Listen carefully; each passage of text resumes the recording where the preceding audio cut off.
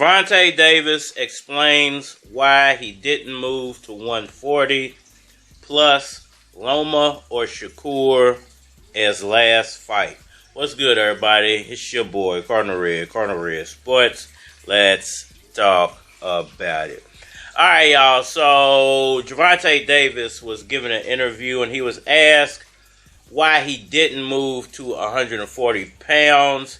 And he gave a pretty interesting answer to that question. I just want to break that down and get my 5,000 nickels for anybody. It felt like, I don't know, it just felt like, as far as like the punching and like the glove is small anyway, so every punch you feel, you know what I'm saying? So I felt like it was a little too heavy for me, and it made me slow down, like, because I had to be at a certain weight that I'm not used to being at. Like, even now, bro, I be like, the highest I probably get is like 47 or like 58 the most. I really walk around like 43, 40. Alright, y'all, so Gervonta Davis, 140. Why didn't he move? Tio, Devin, Ryan, what's really going on? I'm gonna break it down for you. Alright, so, Gervonta Davis, the face of boxing, arguably, I think most real boxing fans would say he's definitely the face of at least American boxing at the moment. He's the biggest superstar. Ooh, oh Lord. Ooh, Lord. I know some people might say that Canelo's slightly bigger, pause, but I don't even think Canelo is eclipsing Gervonta Davis as far as just popularity goes. Raw popularity. I think Gervonta Davis is the most popular. But when it comes to why he didn't actually move up to 140, because there was some good fights to be made there. A year ago, there was some good fights to be made at 135 as well, but, a lot of guys have moved. A lot of guys have, just kind of sitting around in the background, i.e. Lomachenko. A lot of these guys don't want to accept the fight because he is the A side and they don't want a smaller payout. Nigga, please. And, it's funny because, I think that Gervonta Davis can make a run at 140, but I don't think it fits Gervonta Davis. And he gave pretty much kind of like the same answer. He said when he did go up to 140, I think he either fought Santa Cruz or he fought Barrios.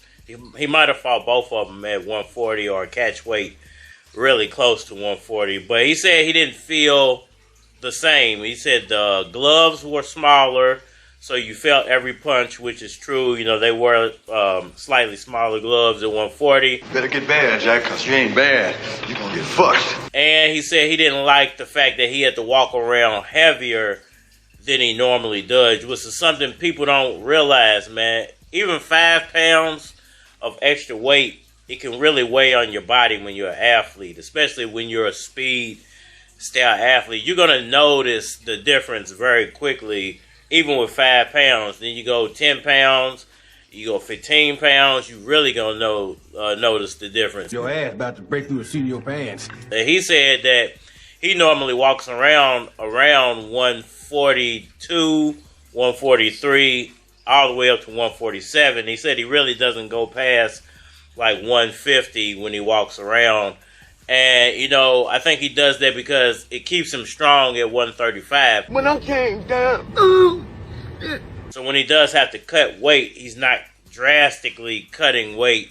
He's cutting weight correctly, he's cutting it slow, and he's stronger at the end once he gets to the final result. Why you come through this motherfucker so early all the time, man? I don't get out of bed from 2:30. Don't come through this motherfucker so early next time, nigga. Understood. And, I have to agree with him. When he goes up and he does start fighting these bigger guys that are naturally bigger, naturally stronger, they're going to have the ability to go past 150 because they're naturally bigger and stronger than he is, and then cut back down, so they're going to naturally be stronger than him. So he's going to have to go to the drastic, to the extreme, and go past 147 where he's not really comfortable. I don't fucking like you. And then he's going to notice that he's slowing down. And I think that's why a lot of these guys want Gervonta Davis to move to 140, is because they know when they put those extra pounds on that small frame, it's really going to slow him down, and they're going to be able to start picking him off with heavy heavy shots, heavy body shots, and I don't think Gervonta Davis is built for that. Pain. And at the end of the day, you know, since he's not going to move to 140, there's only 2 real fights left for Gervonta Davis. And if we get both of them, and he wins both of them, he'll definitely go down as probably the greatest fighter of this generation. Nigga, I'm good, man. I'm straight, son. Don't worry about me, son. If we just get one of them, I think, and he wins one of them, I think he'll go down as one of the greatest of this generation. Maybe not the best, but one of the best of this generation. And I think that that's Shakur and Loma.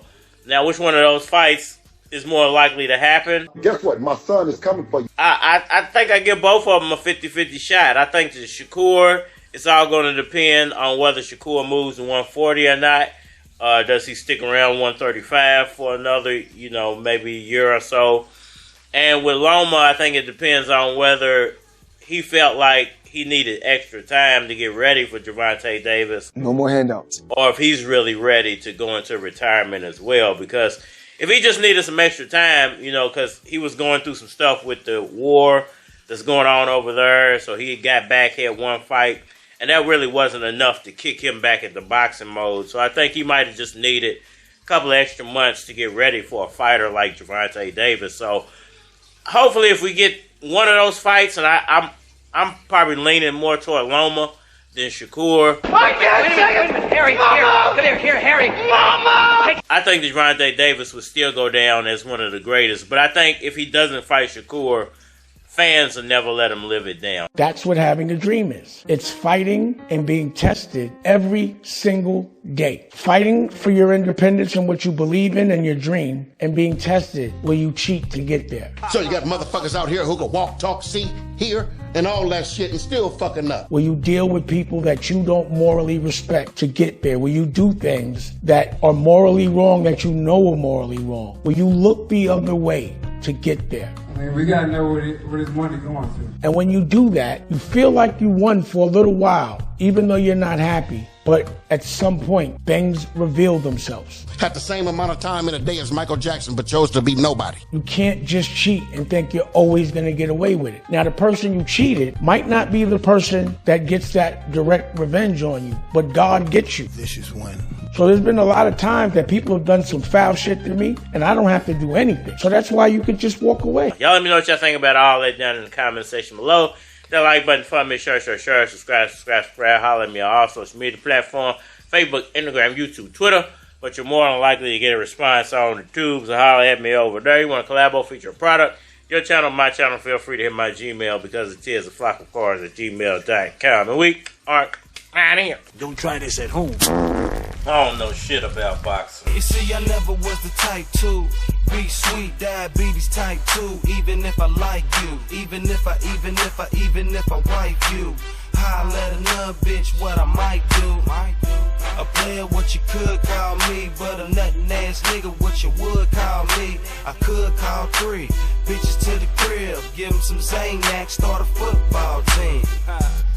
But I was overbooed up, too much drama, I made a few cuts. You was a bottom bitch, then you moved up, new shoes and such, I hooked you up, then you started tripping.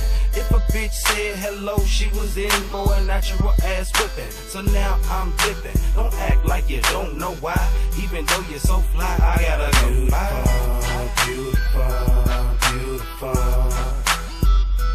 I was struggling, now I'm bubbling. Why you stuntin', acting so unusual? Well, here's something you should know. I got a new bitch. Verse number 2, can I cucumber you without you? Wondering who else I'm fucking to. Man, I wish I didn't fuck with you. Matter of fact, I'm out of here, my wish is coming true. I'm about to call up number 2. Now she coming through and her friends coming too. Then I'm finna call up Sauce. Tell them bring some blunts, maybe we can trade off. It could've been me and you on some one-on-one shit, but your ass won't trip.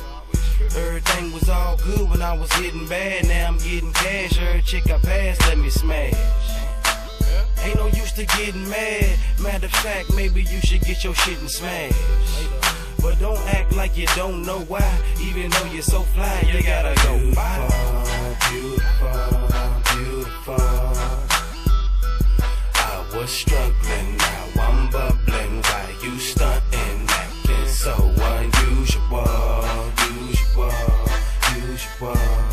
Well, here's something you should know, you should know, you should know. I got a new bitch. Here's something I like to say,